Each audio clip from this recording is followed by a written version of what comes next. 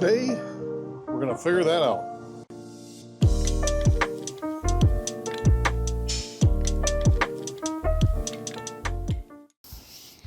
All right, we're starting off here at 4 times speed, and I'm drawing an arrow to get that pattern direction set in my mind. It's a good way to start your drawings on your pieces. Your leaf drawing does not have to be exactly like mine. I know it's awesome and all, but you don't have to copy it. And it's really not going to take much for your drawing skills to surpass mine, and maybe they already have. Make sure you get your pattern set before you start carving. And I start carving here with this smaller sphere, the very coarse, cuts all smaller sphere. We're just blocking out our pattern using a smaller burr, because some of these leaves that we are currently carving are actually peeking out from underneath that first leaf that we carved on the last episode, and some of these leaves are peeking out from underneath each other, and we have to leave as much material for the next leaves as possible.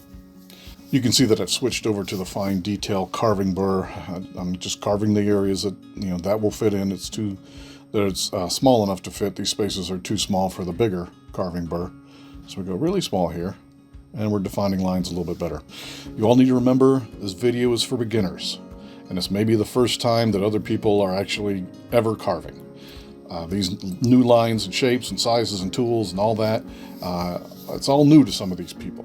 This is not intended to be a museum quality perfect piece, but it is supposed to be a solid starting point for you to see that you absolutely can carve.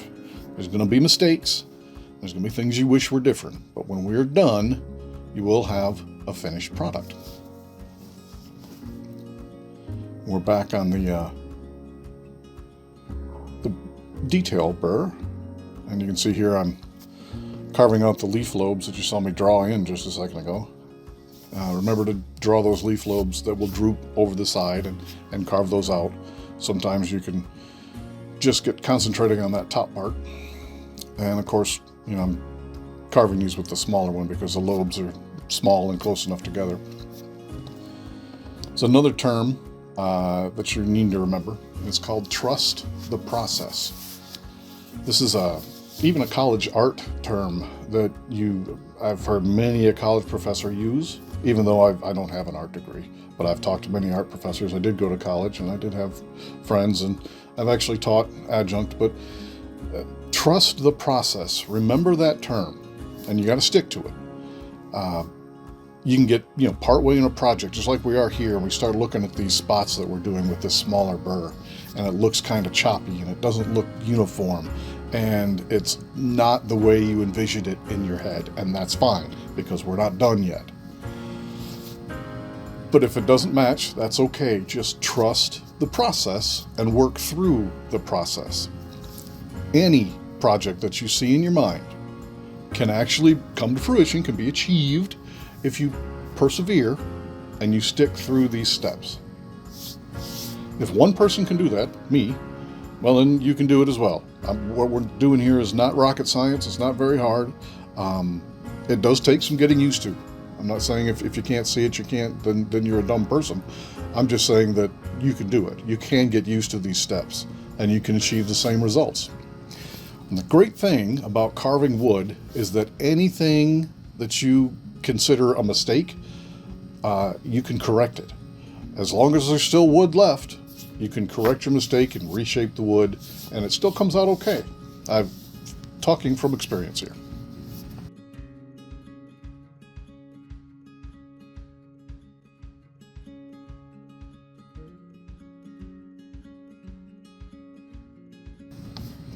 All right, looks like I'm switching back to the large, very coarse burr, because I wasn't making enough progress and it wasn't looking right to my eyes. So I'm going to remove more material, of course, with a larger burr in that picture right there. And you can see how large it is. The only problem is you try to get to a line, you can damage another piece, and you can see I've tapped that original first leaf right there that we did in the last episode. Again, that can be fixed. You don't want to do too much of it, but it can be fixed. But you've got to be careful. It'll bite right into the other pieces of your project, and you can ruin work that you really thought was already done. Be patient, be slow if you need to. Go even slower than this. Obviously, you're not working 4 times speed. Keep your piece clean so you can keep it, the image in your mind, and maybe even match those images up. I'm using a sanding disc here. This is one that I think I used in the last episode too. This isn't made by anyone. You can't just pick one of these up in a store or anything like that. I made mine. I made it from a video by Jordy Johnson, who's got a channel called Carving Fusion. I saw him make one, and I'm almost 100% positive, it's been a while, that he got it from another person's video, but I do not remember of whom he was speaking. The fast version is, it's a number 6 machine screw that's 1 inch long. You gotta have washers and a nylon nut to match it, and then whichever grade of 1 inch sanding belt you need. You cut the sanding belt into 1 inch pieces, you drill a small hole in each one, then stack 4 of them together onto the screw between 2 washers and tighten them down with a nylon nut. And that's what that is right there. It works very well in that speed chuck. And as you can see, it smooths out the inside of your lobes pretty well. You have to keep it moving. That's something that's very important. I'll probably repeat that. Your heavier grits, like a 60 or an 80, even 120, those last a lot longer than, say, the 220, 320, or 400. There's less, there's more friction with the lower grits, and so the backing is a little bit stronger. And as you get the higher grits, then there's less friction, and so they don't make them as strong. And this high speed will tear those bits up so badly that you'll need 24 of them to get a project fully smooth sanded. And I think I'll end up making a video on that soon. All right, I've switched over to the round-nosed burr, or ball-nosed, I think is what Kutzall calls it. Looks like a bull-nose to me, but I'll probably go back and forth in calling it bull-nose and ball-nose. I'm trying to use the round ball nose to smooth out some lines, and to try and use the longer side to try and make a slope away from the bottom of the previous leaf. And you can see all of your blocking in here is leaving lines, and you have to remove those lines so it looks like the leaf flows from underneath. Otherwise it looks like it's drawn in, and you can see that in some of these spots where it looks like it's just drawn on top of each other with solid lines. That's the ball nose there, and that's how it comes. I believe it's a single. If you can get it in a kit, I've never gotten it in a kit, but I think it's just a standalone burr that you can buy. You can also tackle a lot of this line removal in the final sanding with a softer a softer sanding disc, like a 120. But you want to remove as much as you can before you get to the sanding. Sanding is such a giant pain that no one likes doing it. It's crucial, very important, but it is, nobody's favorite part. So just make sure you get as much of these lines off as you can before you switch to the sanding discs. All right, switch back to the fine detail. The fine detail sphere burr. I'm getting a better definition of these lines on these lobes. I'm going to define the inner curves a little bit better as well.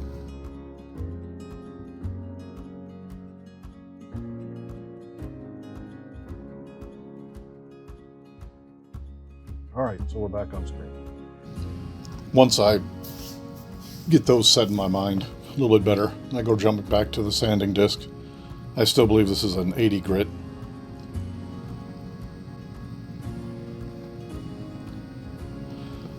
I'm working the sanding disc in light strokes. The harder you press, the more friction you'll create, the quicker your little sanding disc will wear out. But if you leave the edge of that sanding disc in one place for too long, it'll burn a line into the wood, and it's harder to get rid of that. So just keep moving. All right, so I'm switching back to the fine detail burr here to do some final leaf shaping, and yes, I'm going a little bit harder than I normally would just in the original blocking, and yes, you're going to see a little burning going on there.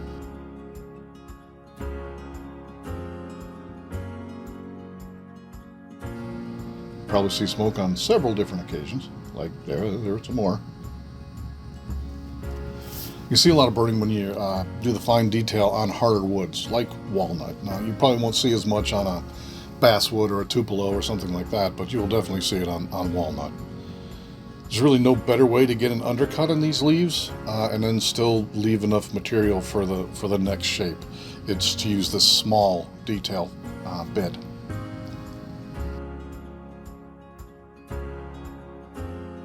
I can promise you'll want to get your leaves settled in your mind,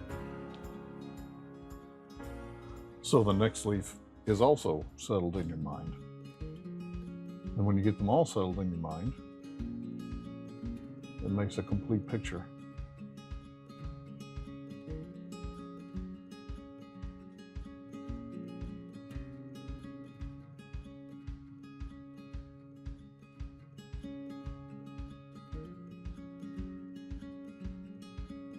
Now these are actually sped up, but I can promise you that I'm not cutting out any of the carving.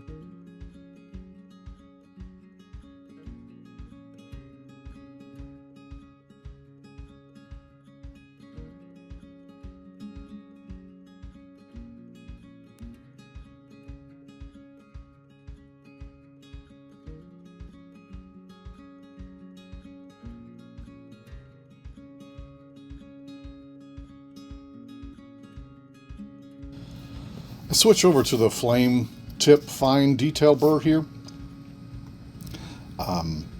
It allows me to clean out the inside of these lobes on the edges because they're very tiny and you're going to have to use fine detail. And to round off those lobes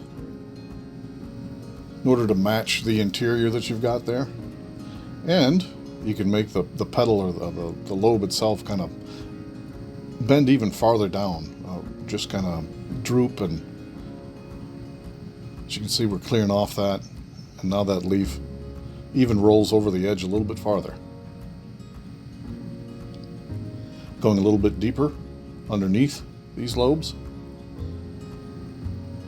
makes the leaf stand up off the wood a little better. And you'll discover different tool angles and how they work in your journey. I'll try and point them out as we drive by.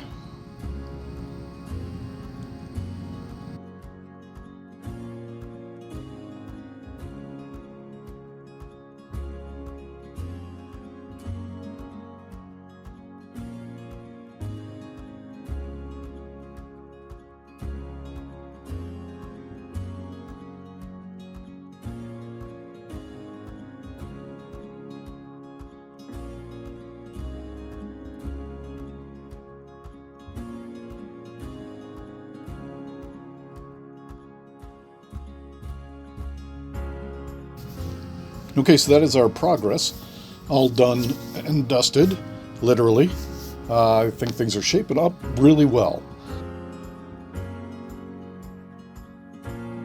Only one person can grade your piece, and that's you, unless you have a comment section or a wife or a sister. Either way, keep your chin up. I have faith that you are doing fine in your work. As we take a look at our final results, I will thank you for joining me, and I will see you on episode 3.